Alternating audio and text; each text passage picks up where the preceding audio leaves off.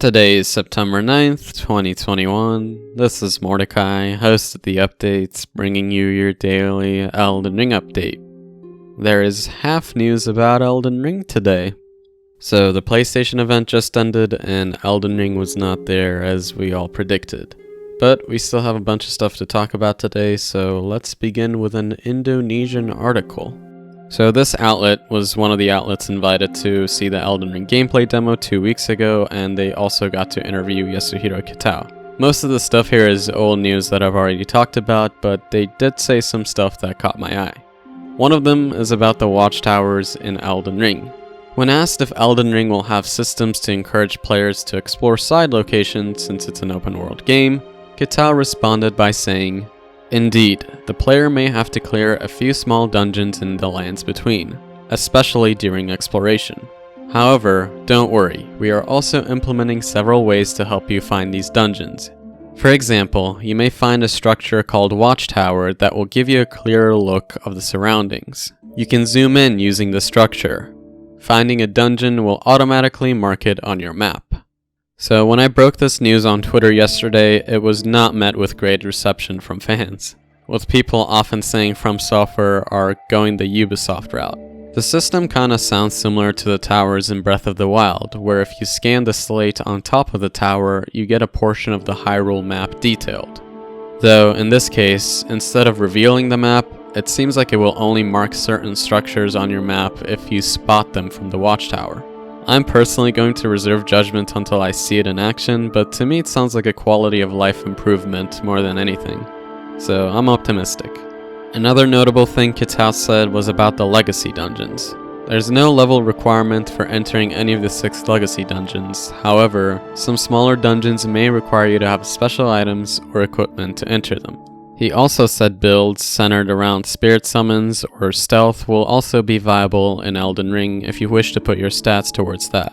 Another thing he confirmed is that the tutorial pop-ups, like the ones you saw in Sekiro, will be making a return in Elden Ring.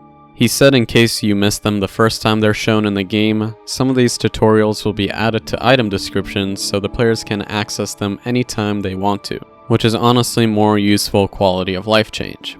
Now, you may be sitting there wondering, Mordecai, this article is 2 weeks old, why are you suddenly talking about it now? Well, the only reason I found the article was thanks to the author of it himself flaunting the Elden Ring gameplay demo yesterday. The person who wrote the article was streaming some Tales of Arise on Twitch last night, and he decided to show this off. So quickly, I must say. It won't be long before the victor is crowned as the new Lu mau tahu sovereign. yang bisa mengakhiri karir gue nggak? And you can be Ini sure kalau gue I nggak won't sengaja klik 2 forget kali tuh our karir gue little langsung chat. habis.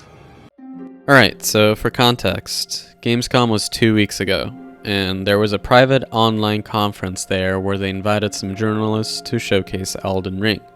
From my understanding, there were different sessions for this, but everyone got to see the same thing, which included a set of screenshots and a 17-minute gameplay demo, neither of which has been publicly released. They also got to have a Q&A session with Kitao, and the reason why you see all these quotes I mentioned dispersed in so many different articles is because of the different sessions of the conference. But anyway, these people had to sign a non-disclosure agreement so that they wouldn't record this footage or release it, and etc. However, around 2 days ago, the person from the Chinese outlet A9VG who attended this conference showed off the fact that he recorded the gameplay demo in a text message. And then yesterday, this person from the Indonesian outlet also showed off the fact that he screen recorded the gameplay. And that is how I found out their article with the whole Watchtower stuff that I mentioned earlier. Both these are legit, as they are coming from the authors of the article of the Chinese and Indonesian outlets who attended the events respectfully. And as you can see, the Windows-generated thumbnail showcases 2 angles we had not seen before, presumably from early on in the gameplay demo. Now, the fact that they're showing this off is a breach of NDA in and of itself. And the Indonesian outlet guy deleted the clip off his channel, and that's presumably after he realized he had messed up. I mean, even in the clip he admitted it would end his career if he clicked on the video. But in my opinion, these people, or anyone who recorded the gameplay illegally for that matter, will not leak the footage. And my reason for that as you heard the man say when I played the clip, is that it would be career suicide for them. The gameplay video has an identifying watermark on it, which shows the person's name who was allowed to see it, so they will be able to easily trace it back to him, and there will be NDA lawsuits to follow. But again, I'm not ruling out anything given the volatility of this constant Elden Ring leak cycle.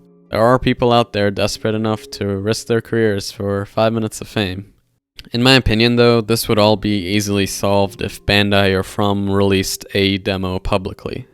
I don't think we will get that specific gameplay demo the journalists saw publicly because there were apparently some audio imbalance issues with it, and the narrator of it was just a translator who works for From.